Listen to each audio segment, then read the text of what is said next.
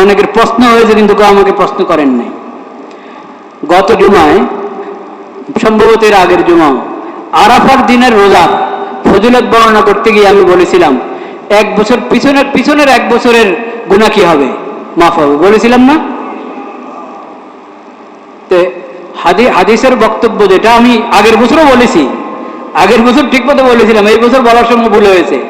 1 বছর না, আরাফার 9 যুলহজের রোজার বরকতে আল্লাহ রাব্বুল আলামিন পিছনের 1 বছরের গুনাহ মাফ করেন, সামনের 1 বছরের গুনাহ মাফ করেন। বলেন সুবহানাল্লাহ।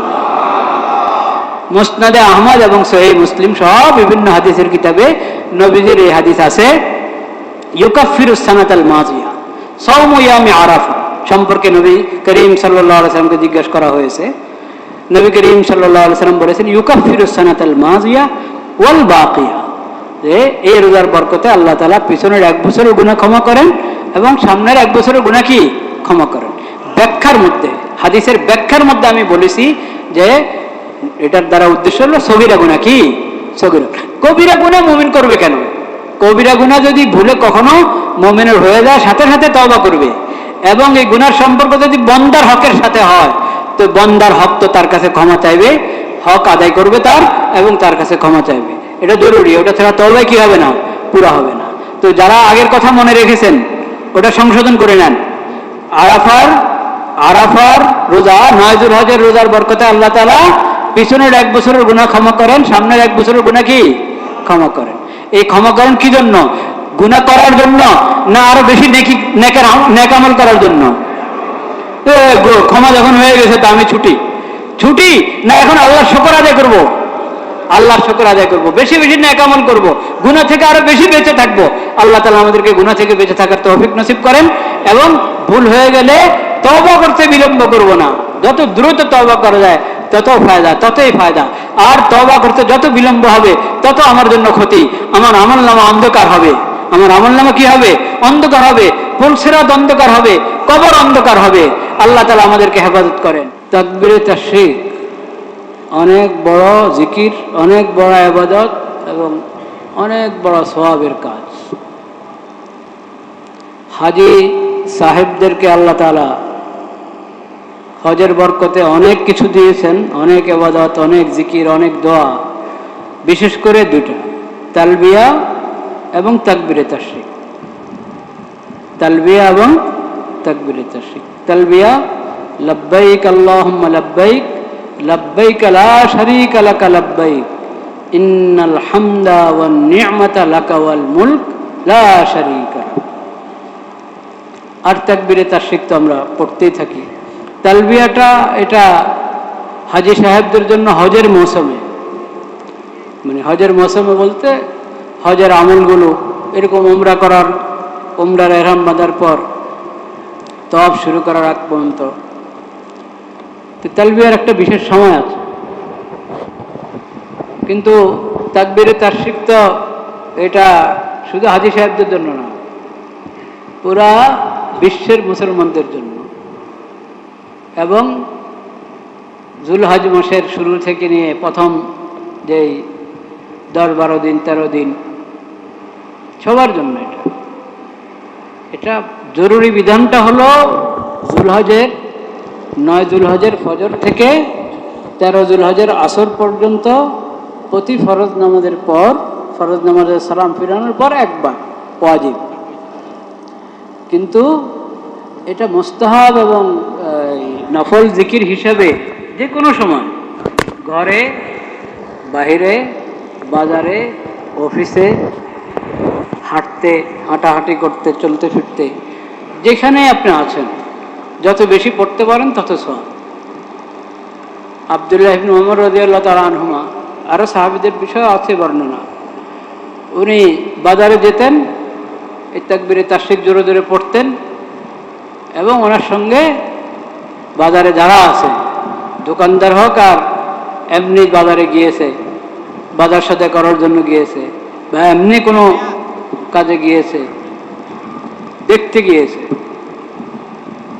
সবাই ওনার তাকবীরের সঙ্গে জোরে জোরে তাকবীর পড়তেন। আল্লাহু আকবার, আল্লাহু আকবার, লা ইলাহা ইল্লাল্লাহু, আল্লাহু আকবার, আল্লাহু আকবার ওয়ালিল্লাহিল হামদ, আল্লাহু আকবার, আল্লাহু আকবার, লা ইলাহা ইল্লাল্লাহু, আল্লাহু আকবার, আল্লাহু আকবার ওয়ালিল্লাহিল হামদ, আল্লাহু আকবার, আল্লাহু আকবার, লা ইলাহা ইল্লাল্লাহু, আল্লাহু আকবার, আল্লাহু আকবার ওয়ালিল্লাহিল হামদ। আপনি গাড়িতে যাচ্ছেন, বাসে বসে আছেন, নিজের গাড়িতে বসে আছেন, সফর করছেন, পড়তে থাকেন তাকবীরে তাশরীফ, লা ইলাহা ইল্লাল্লাহ, লা ইলাহা ইল্লাল্লাহ। এই তাকবীর আল্লাহর মহিমার ঘোষণা করা, এটা তো যে কোনো সময়ের আমল, কিন্তু বিশেষভাবে কোরবানির প্রসঙ্গে আল্লাহ তাআলা বলেছেন,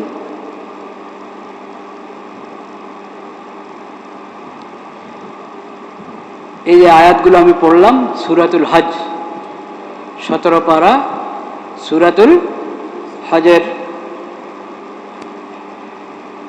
কয়েকটা আয়াত পড়লাম, শেষে পড়লাম লান ইয়ানালাল্লাহা লুহুমুহা ওয়ালা দিমাউহা ওয়ালাকিন ইয়ানালুহুত তাকওয়া মিনকুম।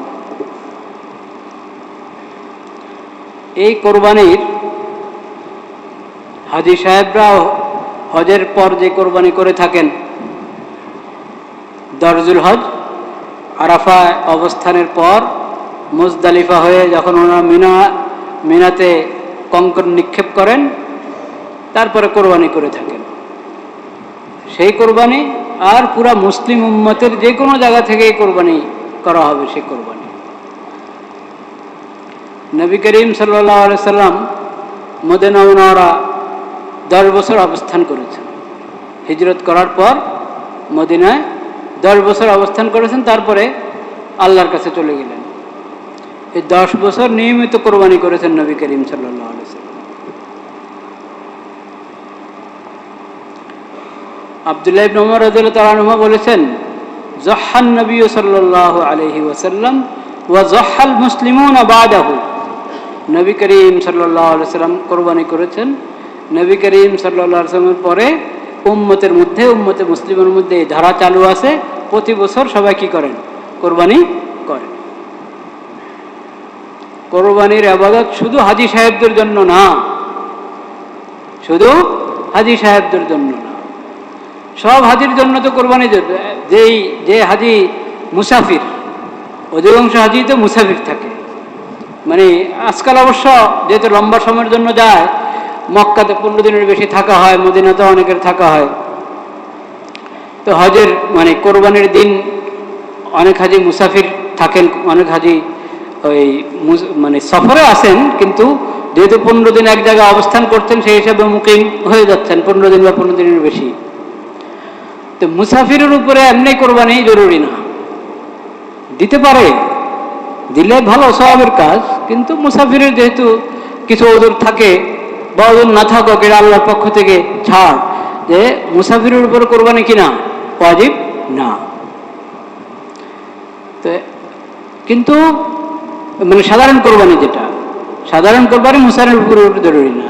এখন হাজী সাহেব যারা তামাত্তু হজ করছেন বা কেরান হজ করছেন, তাদের উপরে তো জন্য তো কোরবানি এমনি নির্ধারিত হজের কারণে। তামাত্তু বা কেরান হজকারী হাজীর উপর কোরবানি ফরজ, তার এটা হজের অংশ, জরুরি। ওয়াজিব বলেন বা ফরজ বলেন, যে স্তরের হক, জরুরি। কিন্তু ইফরাদ হজ যিনি করছেন, যে হাজী ইফরাদ হজকারীর উপর কোরবানি কিনা জরুরি না, মুস্তাহাব। কিন্তু সামর্থ্যবান মুসলিম, যে মুকিম হিসেবে আছে, সামর্থ্যবান, বিশেষ করে ওই দরজুল হজটা, আসলে এখানে সামর্থ্যের বিষয়টা হলো কি, দরজুল হজ 11, 12 এই কোরবানির তিন দিন। কোরবানির দিন কটা? 3টা। দরজুল হজ, 11 জুল হজ, 12 জুল হজ। দরজুল হজ ঈদুল আজহার নামাজ আদায় হওয়ার পর থেকে কোরবানি দেওয়ার সময়। এমনি আমি সামর্থ্যবান কি সামর্থ্যবান না এটা ধরা হবে জুলহজের শুভে সাদেক যখন হয়ে গেল, 10 জুলহজের শুভে সাদেক হয়ে গেল।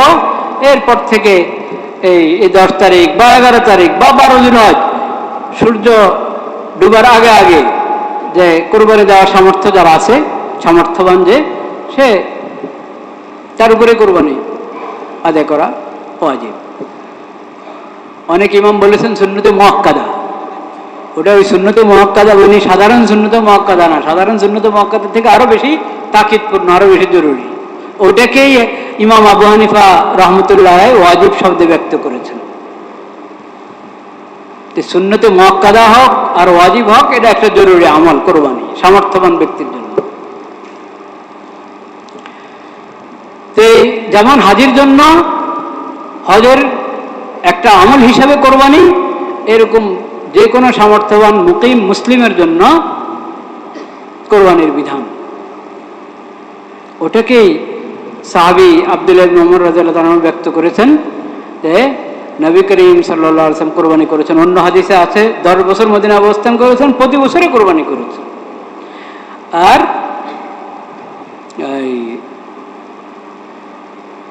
আব্দুল্লাহ ইবনে ওমর রাদিয়াল্লাহু তাআলা বলেছেন জাহাল নবী সাল্লাল্লাহু আলাইহি ওয়াসাল্লাম ওয়া জাহাল মুসলিমুনা বা'দা,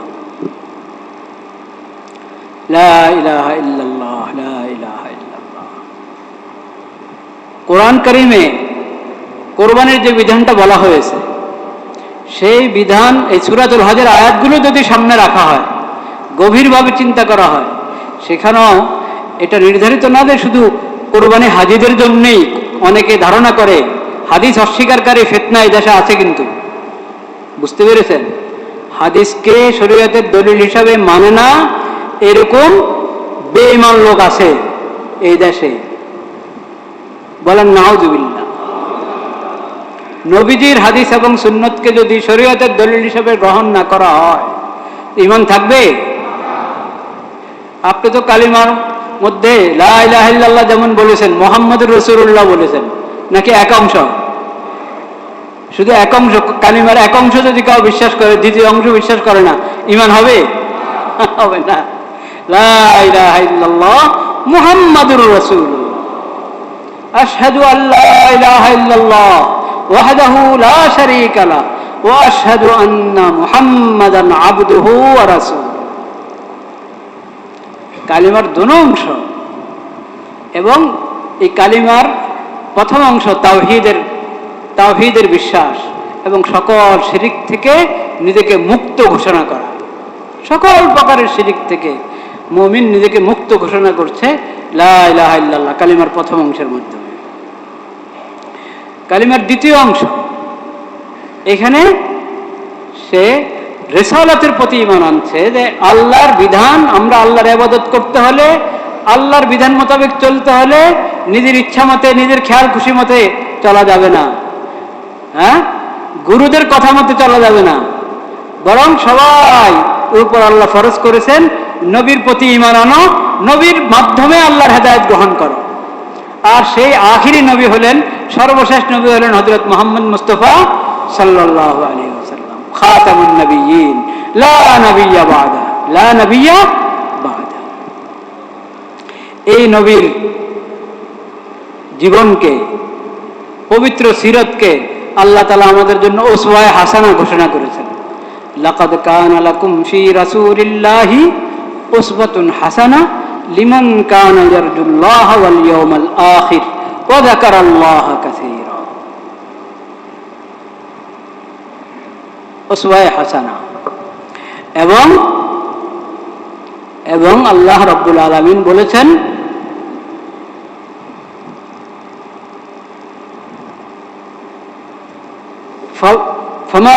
فلا وربك لا يؤمنون حتى يحكموك فيما شجر بينهم فلا وربك لا يؤمنون حتى يحكموك فيما شجر بينهم ثم لا يجدوا في أنفسهم حرجا مما قضيت ويسلموا تسليما فلا وربك। আল্লাহ নবীজিকে বলছেন, হে নবী, আপনার রবের শপথ, আপনার রব কে? আল্লাহ তাআলা। আপনার রবের শপথ, লা ইউমিনুন, তারা মুমিন হবে না, হতে পারে না, হাত্তা ইউহাক্কিমুকা ফীমা শাজারা বাইনাহুম, যতক্ষণ না তাদের যাবতীয় বিষয়, তাদের মধ্যে যা কিছু ঘটবে, কখনো প্রশ্ন আসবে এটা কি করব না করব না, এটা করা যায় কি যায় না, এখানে আমার করণীয় কি, কোনো দ্বন্দ্ব লাগলো কোনো বিষয়, দিন দুনিয়ার যাবতীয় সব বিষয় যেটাই তাদের মধ্যে ঘটবে, সেখানে আপনাকে তারা হাকাম মানিতে হবে। আপনি যে ফয়সালা করবেন, আপনি যে নির্দেশনা দিবেন, যে হেদায়েত দিবেন, ওটা তারা মেনে নিবে, মেনে নিলেই মুমিন হতে পারে। সুম্মা লা ইয়াজিদু ফি আনফুসিহিম হারাজান মিম্মা কাদাইতা, আপনার ফয়সালার পর তাদের ইতমিনান হয়ে যেতে হবে। নবীজি বলে দিয়েছেন, এরপর আমাদের কোনো বক্তব্য নাই, নবীজি বলে দিয়েছেন, এরপর আমাদের কোনো কথা নাই।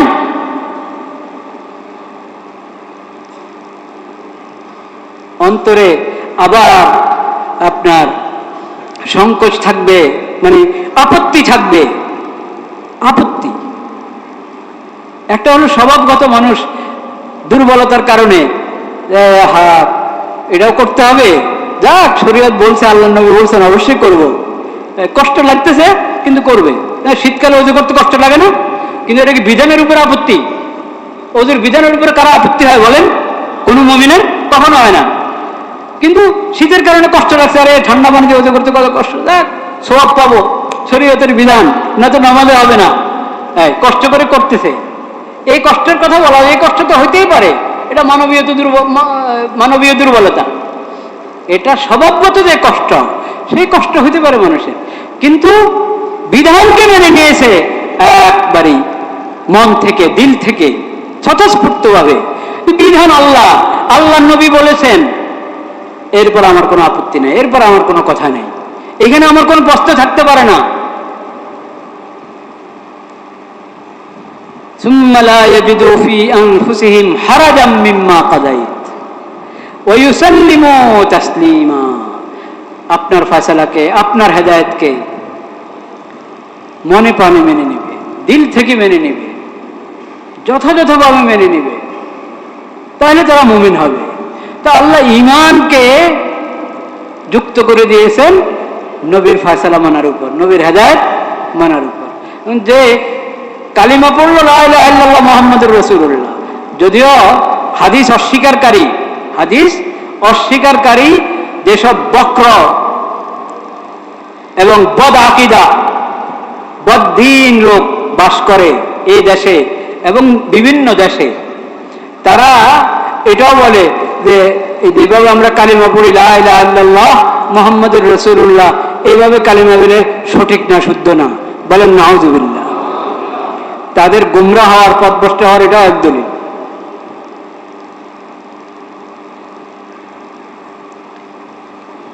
তো কালিমার মধ্যে যে তুমি বললা মুহাম্মাদুর রাসূলুল্লাহ, এখানে তো তুমি স্বীকার করে নিলা মুহাম্মদ সাল্লাল্লাহু আলাইহি ওয়াসাল্লামকে আখির নবী হিসাবে, আল্লাহর রাসূল হিসাবে যখন আমি গ্রহণ করে নিয়েছি, রহমাতুল্লিল আলামিন হিসাবে গ্রহণ করে নিয়েছি, এর মানে তার সুন্নাত আমার জন্য অপরিহার্য কিনা? হ্যাঁ, তার দেওয়া শরীয়ত আমার জন্য অপরিহার্য কিনা? তার সিরত আমার জন্য উসওয়া হাসানা কিনা? সুম্মা জাআলনাকা আলা শরীআতিন মিনাল আমরি ফাত্তাবি'হা, সূরাতুল জাসিয়া।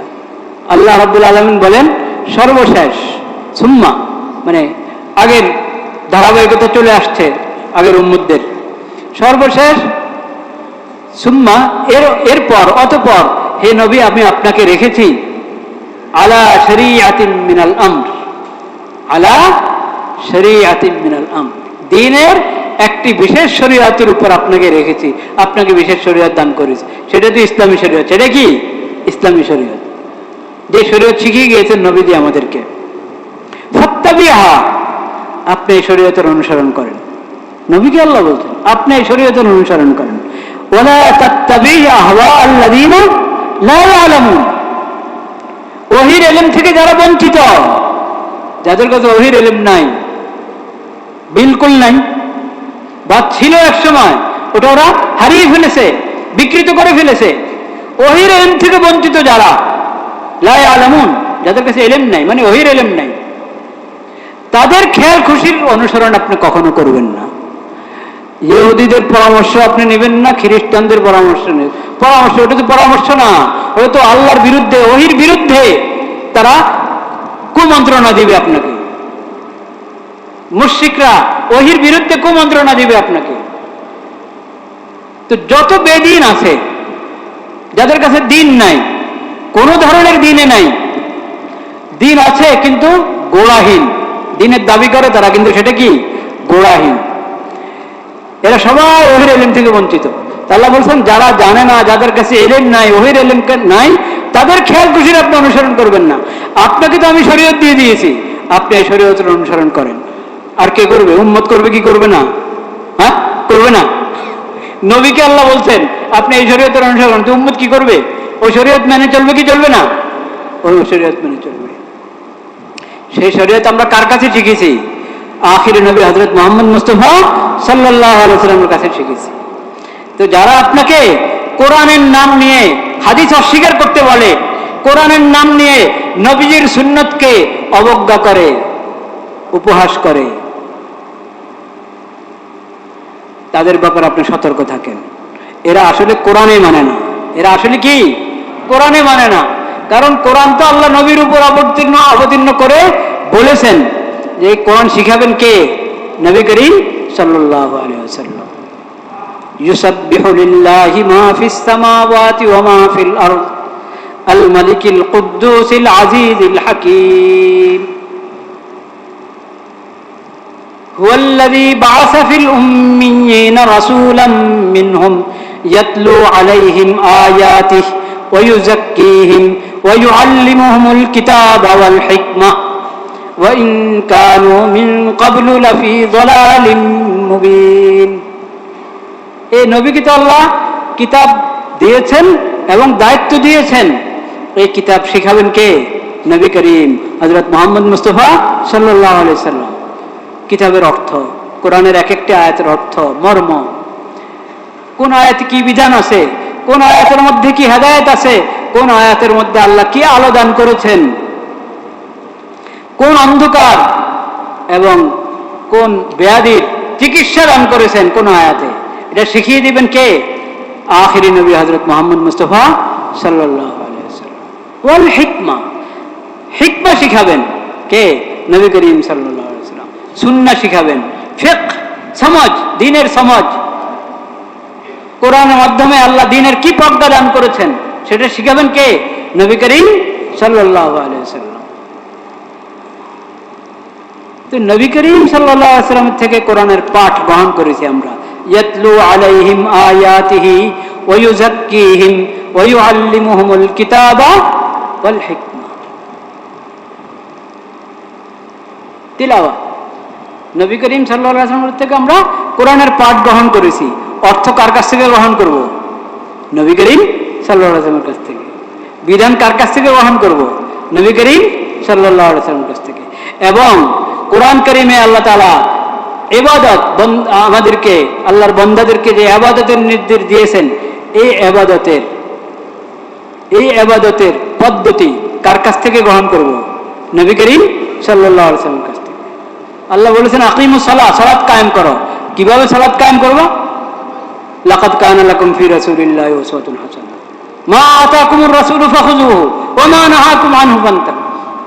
নবী করিম সাল্লাল্লাহু আলাইহি ওয়াসাল্লামকে দেখে নামাজ শিখেছেন সাহাবায়ে কেরাম, নবী করিম সাল্লাল্লাহু আলাইহি ওয়াসাল্লামকে দেখে হজ শিখেছেন সাহাবায়ে কেরাম।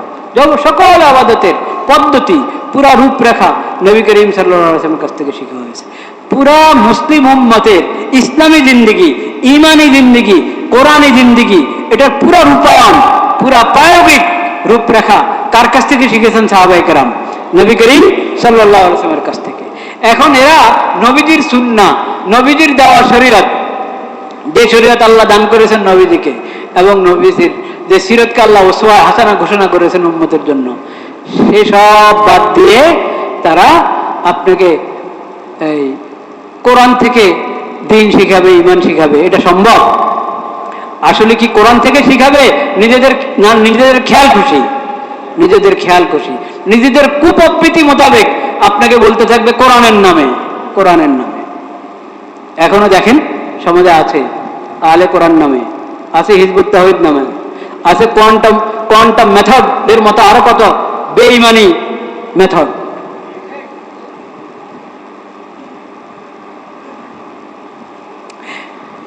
লা ইলাহা ইল্লাল্লাহ।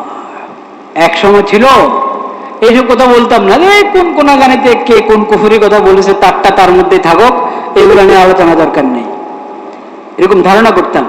কিন্তু আসলে কি কোন গানেতে, বরং এক একজনে কুফরি দাওয়াত দিয়ে নিয়ে নিয়ে ঘুরে মানুষের কাছে ঘরে ঘরে। আর এখন তো ঘুরতে হয় না, এখন তো এমন এক ফিতনা এসেছে দুনিয়াতে, ইন্টারনেটের ফিতনা। কি ইন্টারনেটের ফিতনা? এটার উপকারের দিক আছে একেবারে কম, উপকারের দিক একেবারে কি কম।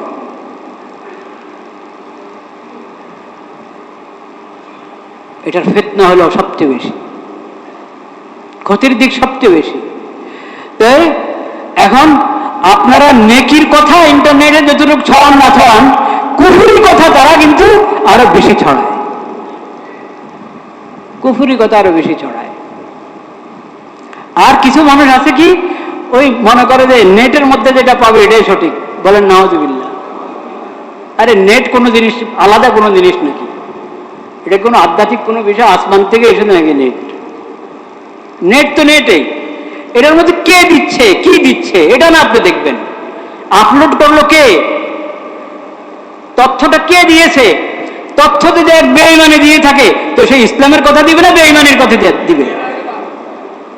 ওটা চিন্তা করবেন না। তথ্যটা যদি কোনো পথভ্রষ্ট লোক দিয়ে থাকে তো সে তো গোমরাহের কথাই দিবে। তো আন্দাজন, হ্যাঁ, খালি আপনার মোবাইলে আপনার স্মার্টফোনে যেটাই এসেছে, আরে কত বড় বড় গ্রুপ বানায় রাখে, বাস এক ক্লিক মারবার সবাই পেয়ে যাবে। সবাই কি পাচ্ছে? হেদায়েতের কথা পাচ্ছে না গোমরাহের কথা পাচ্ছে? ওটা দেখবেন না? বরং আপনার কাছে আসলেই আপনি সামনে শেয়ার করেন, ও বলেও দেয় শেয়ার করুন, শেয়ার করুন। শেয়ার করবেন কি নেকির কথা না গুনার কথা? শেয়ার করবেন ঈমানের কথা না কুফরের কথা? শেয়ার করবেন হেদায়েতের কথা না গোমরাহির কথা? তো বাজ বিশ্লেষণ না করে, বাজ বিচার না করে যেটাই আপনার কাছে আসলো আপনি ক্লিক মেরে দিয়ে দিলেন। শত শত মানুষ, হাজার হাজার মানুষ একসাথে পেয়ে গেল, আপনি খুশ। কি পেয়েছে? আপনাদের এসব নেট আসার আগেই তো নবী করিম সাল্লাল্লাহু আলাইহি ওয়াসাল্লাম হেদায়েত দিয়ে গেছেন, 1450 বছর আগে হেদায়েত দিয়ে গেছেন। কাফা বিল মারই কাযিবান আন ইউহাদ্দিসা বিকুল্লি মা সামিআ, কাফা বিল মারই ইসমান আন ইউহাদ্দিসা বিকুল্লি মা সামিআ। আরে তোমার কানে আসলে বলে ফেলবা, তোমার কানে আসলে বলে ফেলবা, তাহলে তুমি মিথ্যাবাদী হয়ে যাবে।